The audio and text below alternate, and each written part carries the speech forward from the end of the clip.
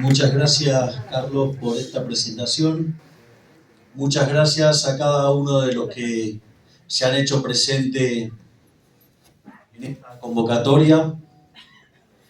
Y quiero decirles que es muy interesante que haya gente que esté despertando y que se dé cuenta que estamos frente a un cambio de época. Es el régimen socialista que se arrancó acá en Argentina desde 1916 y que de ser una de las primeras potencias del mundo hoy nos tiene como 70, 80 al tipo de cambio oficial y 140 al paralelo, y que está haciendo de este país un lugar miserable. Nosotros venimos a decir que se acabó este momento de los políticos chorros y ahora es el momento de la gente honrada, de la gente que labura. Esto es una revolución moral.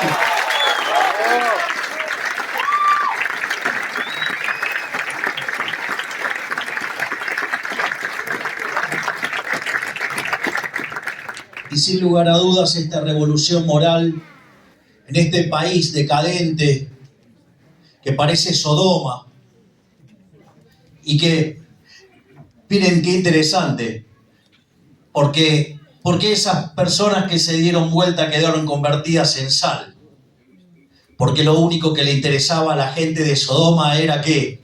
La guita y las minas. Sí, era toda una mega orgía, y eso es lo que condena esta casta inmunda que tenemos, el ego que los lleva a una visión de poder desmedida, la codicia y la lujuria, y eso es lo que los está hundiendo. Y a pesar de que utilicen todos los recursos, que utilicen la caja amarilla de la ciudad para ensuciar a todos, en especial a mí, quiero que sepan que les vamos a ganar, que vamos a entrar en la segunda vuelta y vamos a ganar.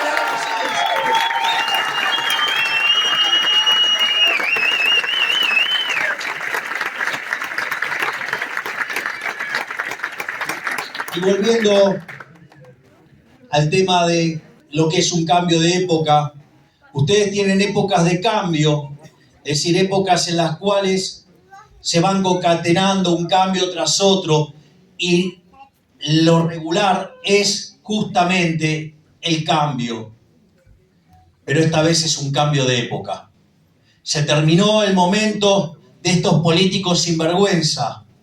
Fíjense que lo que hacen sistemáticamente es menospreciar el trabajo que estamos haciendo.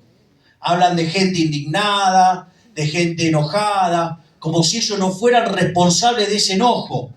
Y lo que ellos proponen es seguir apostando por ellos de manera no enojados, cuando en realidad, si hay algo que tendríamos que estar, es muy enojados.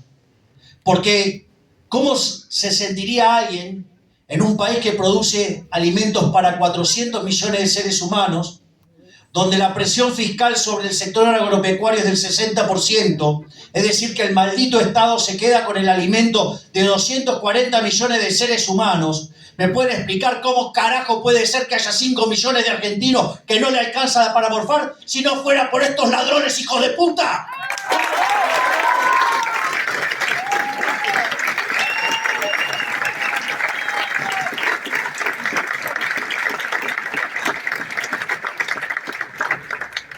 Y básicamente lo que explica esta decadencia argentina es lo que yo en aquel debate por la Diputación Nacional de la Ciudad Autónoma de Buenos Aires denominé como el modelo de la casta, que dicho sea de paso, la mentirosa que representaba a Larreta, llámese María Eugenia Vidal, prometió terminar con la ley de alquileres, la propia ley que mandó Juntos por el Cargo y no sacaron, o que iban a bajar los impuestos y que no los bajaron. Es decir, contestan y hablan mirando las encuestas y se quisieron mostrar como liberales, pero no son liberales. Si quieren liberales, tomen a los originales, no a las fotocopias de cuarta que son los chantas de Juntos por el Cargo. ¡Bravo!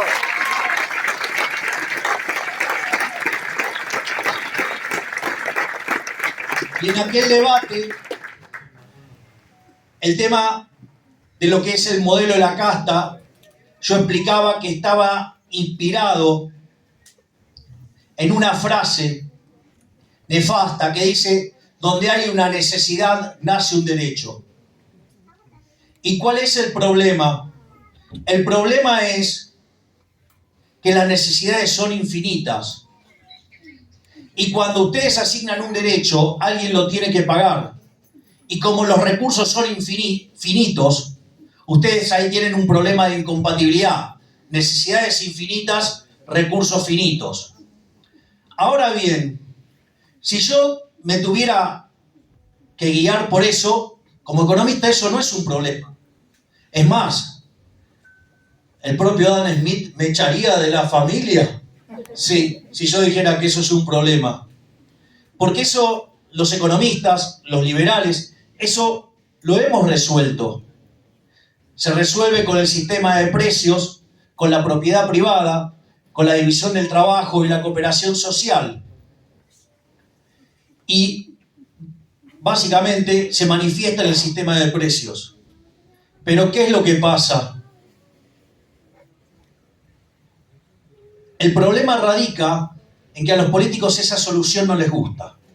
No les gusta la solución de la mano invisible. No les gusta que cada uno de nosotros, guiados por nuestros propios intereses, llevemos el bienestar al máximo que puede obtener una sociedad. Y ellos lo que prefieren es la garra visible, la garra del Estado que se apropia de nuestros recursos y los enriquece a ellos y nos empobrece a nosotros. Porque como decía Bastiat, son las porosas manos de los políticos. Entra por un lado algo y por el otro lado sale mucho menos. Y todo lo que se quedó en el medio es toda la casta política repulsiva y moral inmunda que tenemos. ¿Saben por qué les molestó tanto que sortee la dieta? No porque en el fondo ellos no quieren devolverle nada a la gente. Eso los dejó en evidencia. Pero no es eso lo que más les molesta. Es por algo, digamos, peor, que 7 diputados, de hecho, pidieron que se me expulse de la Cámara por eso. Digamos, mayoritariamente de Juntos por el Cargo. Obvio, si aman los cargos. Y entonces, ¿por qué, digamos, les molesta tanto? Les molesta tanto porque una de las cosas que ustedes pueden ver es que ganan mucho más que el ciudadano promedio y que el ciudadano mediano, que es el más representativo de todos. Pero como si todo eso fuera poco y que entonces no hay nada de vocacional, en realidad resuelven por la caja, hacen eso por la caja, no por vocación, porque en el sector privado se cagarían de hambre porque son unos inútiles, sino que lo que más le duele es que cuando ustedes miran el nivel de vida que tienen, no lo pueden explicar con esta plata. Es decir, no les cierra el blanco. Y lo que más les molesta es que dejen claro que son una manga de chorros y que están ahí para robarnos a todos nosotros y que transan sobre todo cuando después de una votación en general, transan en los votos en particular. Por eso les gusta tanto quedarse hasta cualquier hora a espaldas de toda la población, porque en ese momento es cuando están transando. Y ese modelo de la casta se manifiesta en déficit fiscal. Cuando ustedes miran la historia económica argentina, hasta la crisis del 30, Argentina más o menos tenía las crisis sincronizadas con Estados Unidos. Pero Argentina desde el inicio del siglo XX hasta ahora ha tenido 22 crisis. De esas 22 crisis, 20 son de origen fiscal, donde se caracteriza por tener un alto déficit fiscal y un déficit fiscal escandaloso. Entonces, cuando aparece el déficit fiscal, ¿cuál es el problema? Que hay que financiarlo. Entonces, ¿qué es lo que primero elige el político basura de la casta? El endeudamiento, que es algo recontra inmoral, es recontra inmoral. Les hago una pregunta. ¿Quiénes de ustedes tienen nietos? Levanten la mano. ¡Voy a ser abuela! Eso para lo que dicen que solamente hay jóvenes acá. Lo que no se dan cuenta es que jóvenes de la cabeza. Yo les preguntaría, ¿qué pasa si ustedes se van de joda y cuando terminan de irse de joda le pasan la cuenta a su nieto? ¿cómo lo definirían? ¿Alguien se anima? Sin vergüenza. Sí, digamos, va aproximando a mí, yo sería un poquito más efusivo. Abuelo, hijo de puta. Bien, exacto. Es decir, fíjense que es profundamente inmoral. ¿Por qué? Porque la deuda son impuestos futuros.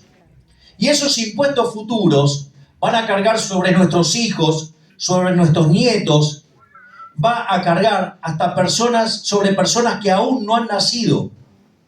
Es decir, es absolutamente inmoral. De hecho, una de las cosas que yo sugerí para que bajara la violencia en los partos es que a los nenes, cuando salen del vientre de la madre, en lugar de darle un chirlo, le muestren con toda la deuda que nació. ¿Sabe cómo van a gritar?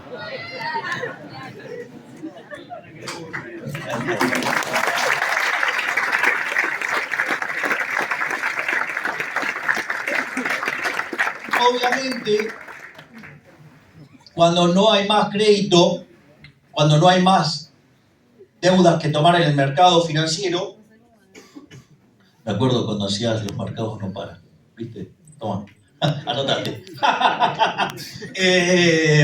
No, porque digo, a Carlos lo conozco hace muchos años, me ha hecho notas y todo.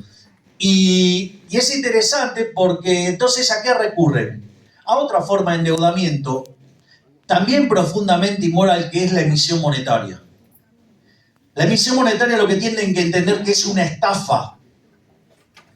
Yo lo suelo explicar con un ejemplo que es la economía que hace transacciones en moneda de oro, y sé que muchos pueden decir otra vez el mismo ejemplo, pero Mises decía, mientras que los socialistas sigan repitiendo sus mismas mentiras, nosotros les vamos a seguir repitiendo las mismas verdades. Así que voy a continuar con el ejemplo de la economía de oro.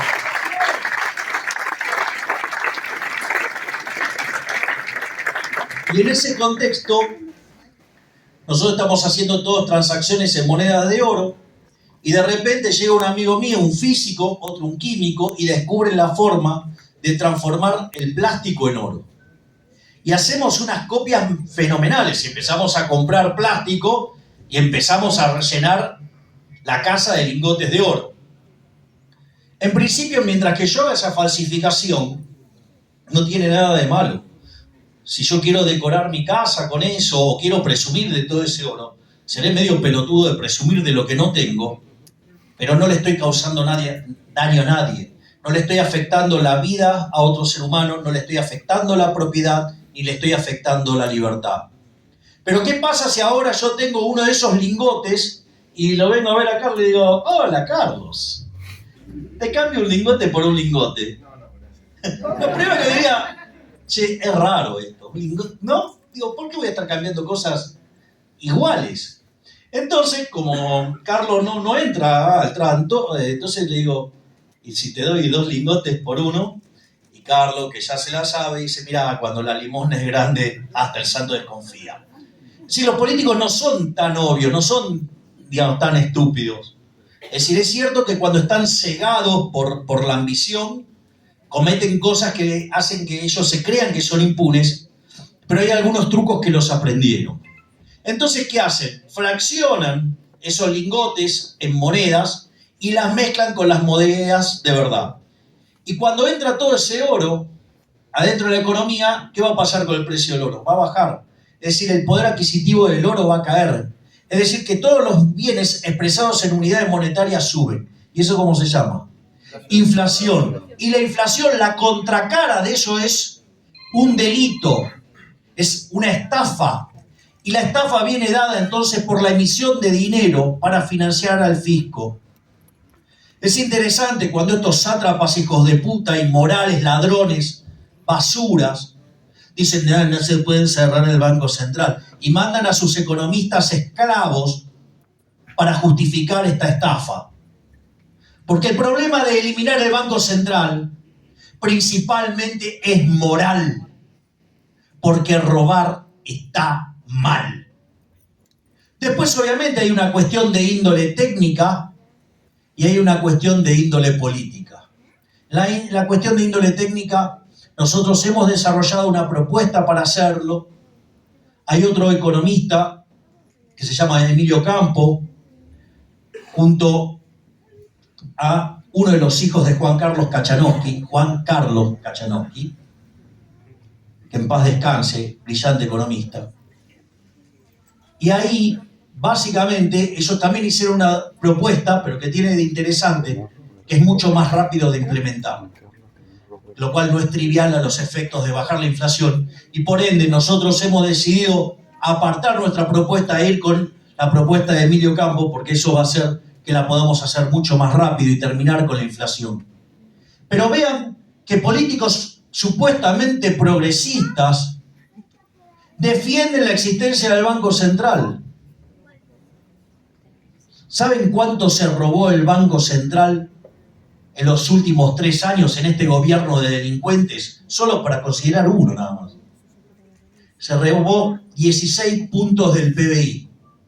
Es decir, poco más de 5 puntos del PBI por año. Es decir, esta manga de ladrones nos roban a los argentinos de bien entre 25.000 y 30.000 millones de dólares por año.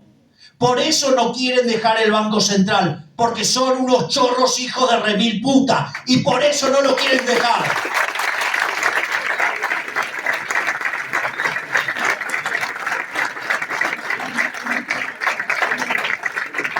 Y no solo eso, porque además la inflación tiene 2 efectos muy nocivos. Uno es que es un impuesto altamente regresivo, es decir, le pega con más fuerza a aquellos que menos tienen.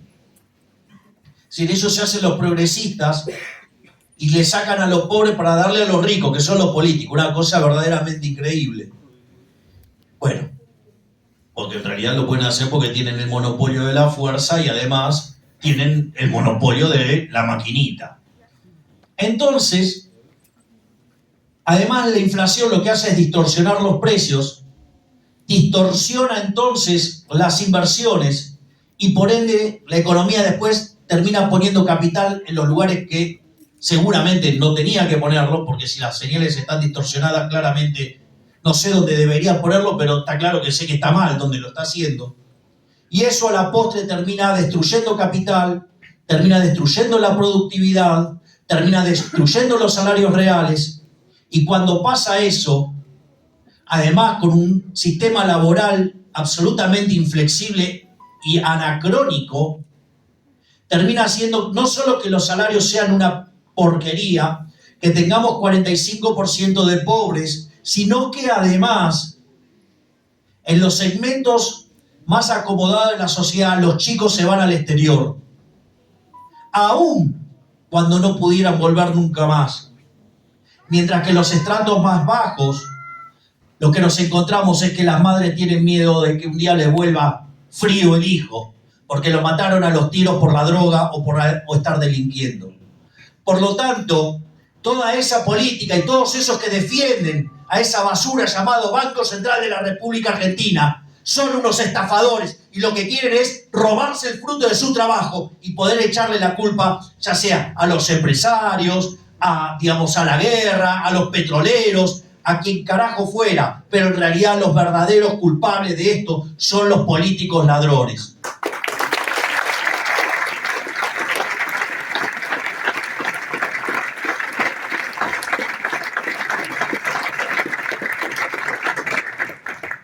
Y una vez que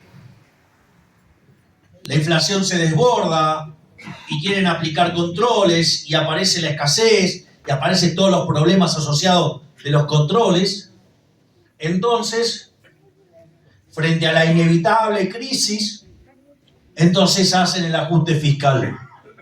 Pero el ajuste fiscal siempre recae sobre la gente honesta, sobre la gente de laburo, y nunca cae sobre la basura ladrona de los políticos. Por eso hay un discurso mío en la Cámara donde digo, esta vez el ajuste lo tiene que pagar la política. Y si la política no paga el ajuste, que se lo lleve puesto a todos.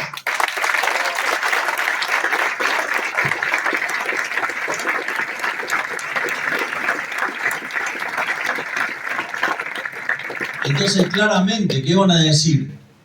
Que soy un loquito, que lo que propongo no se aplica, que soy peligroso. Sí, claro, soy muy peligroso. Soy peligroso para los chorros de los políticos. Porque lo que hago todo el tiempo es estar despertando a leones para que se den cuenta los delincuentes que tenemos como políticos y que tenemos que barrer con ellos para volver a las ideas de la libertad.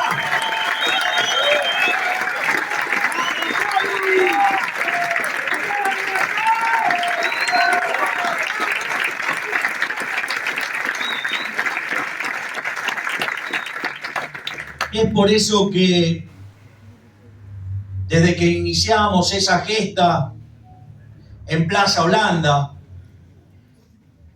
cuando nos largamos a la competencia por las PASO, yo recuerdo que decía que no íbamos a tener los votos para pasar las PASO. De hecho, un día una periodista me dijo, ustedes, los liberales, son muy simpáticos para estar en la televisión, pero no tienen votos. No pueden pasar las PASO. Es más, nos hicieron la vida imposible para que no tuviéramos partido y tuvimos partido. Dijeron que no podíamos pasar las PASO y pasamos las PASO. Decían que no íbamos a poder sacar más que el voto en blanco, que perdíamos contra el voto en blanco. Después dijeron que nos llenaba la canasta a la izquierda. Después, no solo eso, sino que además tuvieron que crear una falsa opción liberal, porque Keyn va a ser liberal y se va a poner a las órdenes de un socialdemócrata con espíritu colectivista y totalitario, como el siniestro. Y a pesar de todo eso, cuando entramos en la contienda dijeron, no van a poder ni siquiera meter un diputado porque no van a llegar ni al 6%. No solo que en las PASO le ganamos a la falsa opción liberal, sino que además terminamos sacando 17% de los votos. Y no solo eso, sino que cuando ingresamos al Congreso decían, no puede hacer nada un diputado solo gritando. Y yo en el debate les recordé a ese conjunto de impresentables de Juntos por el Cargo una frase del general San Martín, donde hoy se cumple un nuevo aniversario del nacimiento del padre de la patria, que nació un 25 de febrero de 1778. Y la frase dice, hace más ruido un hombre solo gritando que 100.000 callados. Y cuando entramos en el Congreso dijeron que no íbamos a poder hacer nada, cuando hoy toda la basura de la casta trata de robarse pedazos del discurso del liberalismo. Y no solo eso, sino que además viven operándonos, viven ensuciándonos, viven diciendo mentiras y usan para eso periodistas ensobrados que reciben sobres de la caja amarilla para difamar y ensuciar a la única opción liberal. Porque saben que si entramos en el balotaje, si entramos a la segunda vuelta, el futuro argentino es liberal.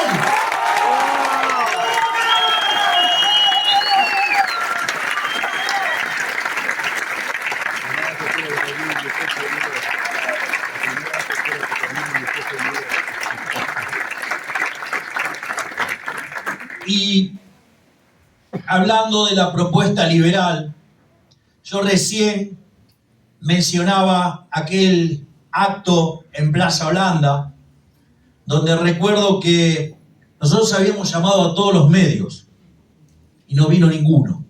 Literalmente no vino ninguno a cubrirlo. Pero la magia de las redes sociales empezaron a transmitir los jóvenes desde Plaza Holanda, esa fiesta que está retratada, por ejemplo, en la tapa de uno de mis recientes libros que se llama El Camino del Libertario. Y una de las cosas más lindas que yo recuerdo de ese acto fue que cuando me puse a hablar de cuál es nuestra propuesta, dije, esto ya está escrito. Y en ese momento empecé a citar la definición de liberalismo del máximo prócer de las ideas de la libertad de toda la historia argentina, que es Alberto Venegas Lynch, hijo. Y para mi sorpresa, cuando yo empecé a recitar la definición, todo el público empezó a hacerlo. Y es por eso que a partir de ese acto, todos los actos repetimos siempre esa definición para que les quede claro lo que nosotros vamos a hacer y cómo pensamos. La definición dice que el liberalismo es el respeto irrestricto del proyecto de vida del prójimo, basado en el principio de no agresión y en defensa del derecho a la vida, a la libertad y a la propiedad, cuyas instituciones son la propiedad privada, los mercados libres de intervención estatal, la competencia, la división del trabajo, la cooperación social, y donde solamente se puede ser exitoso sirviendo al prójimo con bienes de mejor calidad a un mejor precio. Por lo tanto, el sistema liberal no solo que es más productivo, sino que abraza un conjunto de valores que son los valores que hicieron grande a Occidente. Y lo interesante es que cuando uno propone esto, dice, no, aquí te habla de cosas impracticables. Para esos que dicen que el loquito habla de cosas impracticables, les cuento que aquellos países que son más libres son 8 veces más ricos que los países reprimidos. Aquellos países que son más libres, el ciudadano del decil más bajo está 11 veces mejor que su par en el país reprimido. Y está el doble de mejor que el 90% del país reprimido. Y es por eso que entonces en los países libres hay 25 veces menos de pobres en el formato estándar y 50 veces menos en el formato extremo. Es más, la gente vive un 25% más. Por lo tanto, ¿dónde está lo que no se puede? Es decir, es que los políticos chorros no quieren ceder sus privilegios. ¿No les alcanza a ver la evidencia de esa manera?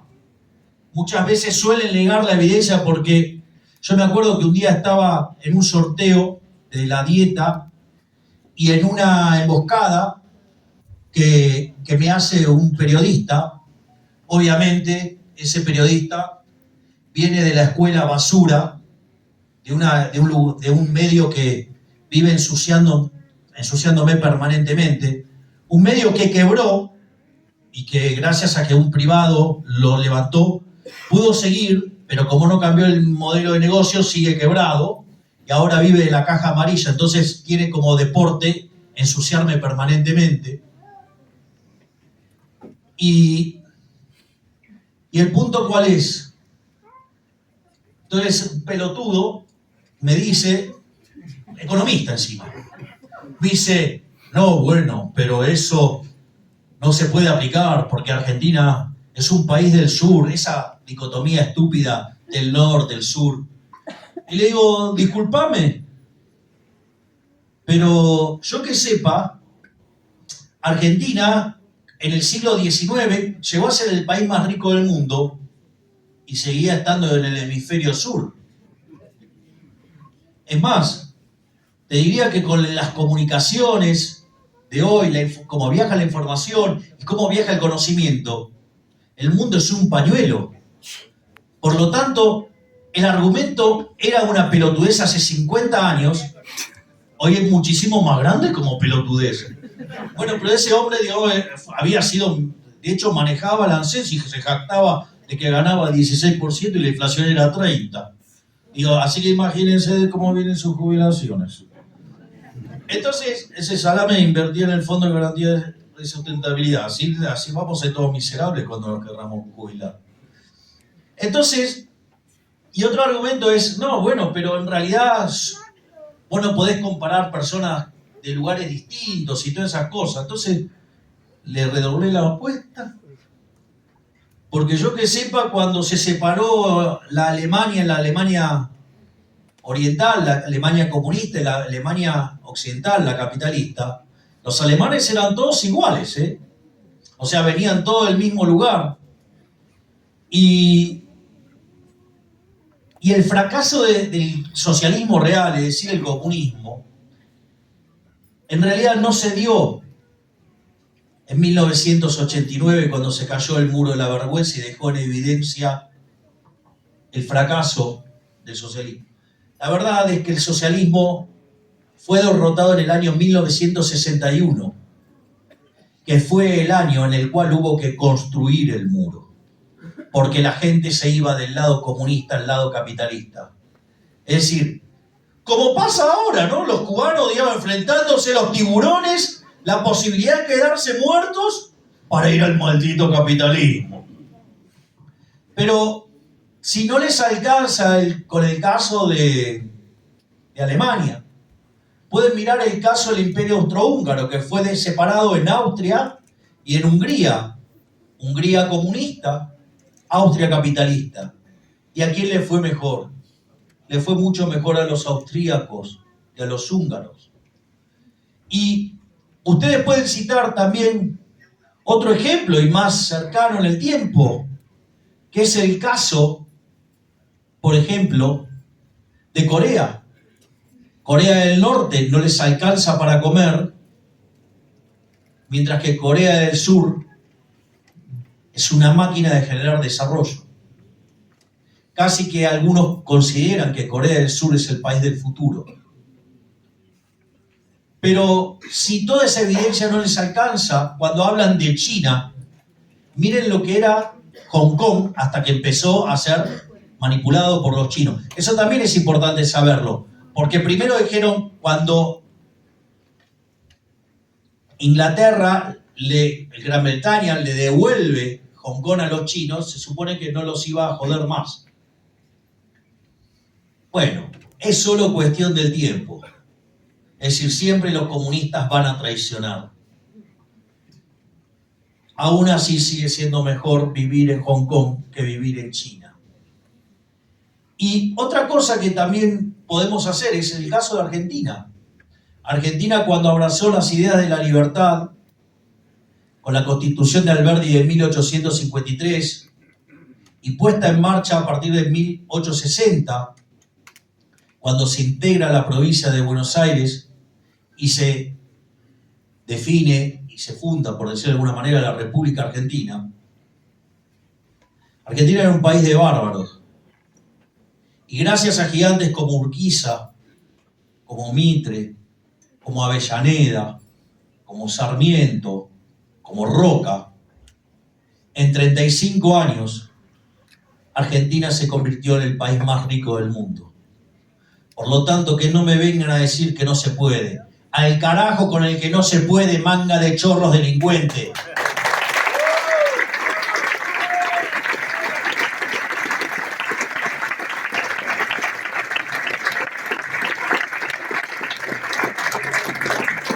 Lo que sucede,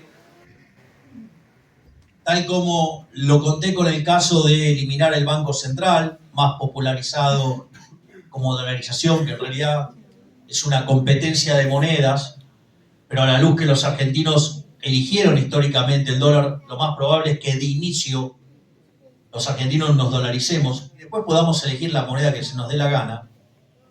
Al margen de esa situación, yo dije que había una cuestión moral, que había una cuestión técnica y básicamente había una cuestión política. Y el gran impedimento es político. Vean qué inmorales que son estas ratas inmundas.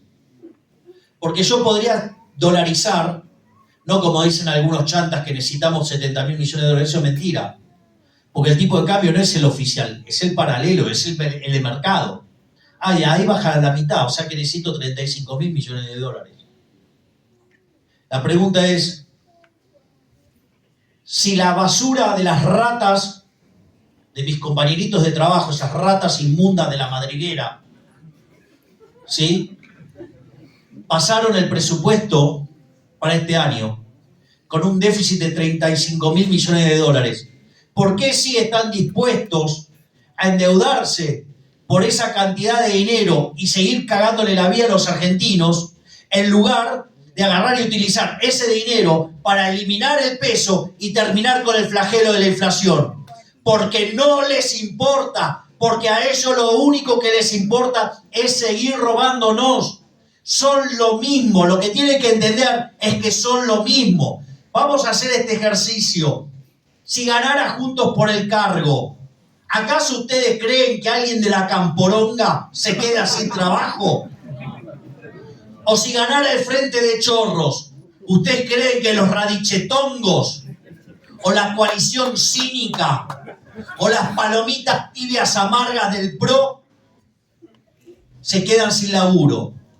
No se equivoquen, los negocios por abajo siguen. Se pelean para la tribuna, pero los negocios siguen. La verdadera grieta no es esa que ellos hablan de república y no república, de la patria y el antipatria. La verdadera grieta, ¿sí?, es entre los chorros de la política y los honestos que nos ganamos la vida laburando. Es más, ellos...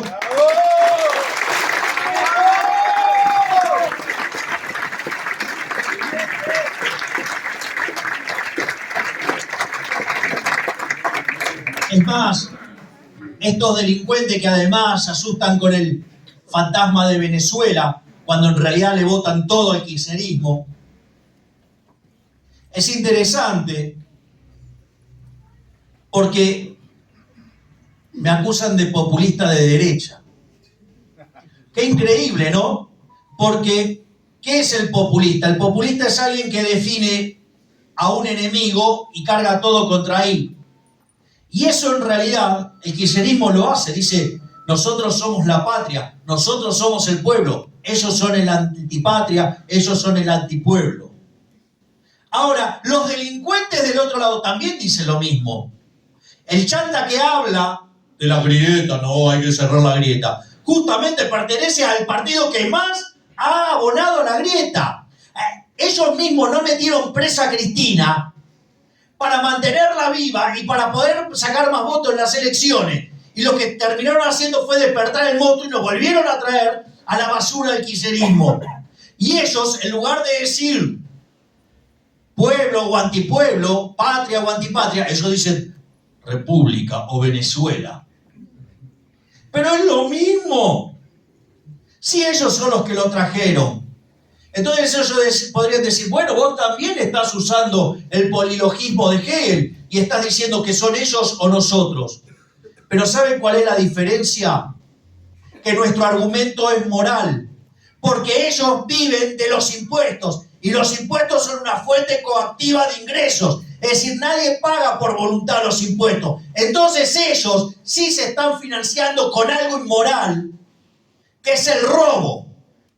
Entonces, que me vengan a decir que soy populista, cuando en realidad es valores morales. Ustedes, los chorros de la política, a favor del robo, nosotros a favor del laburo.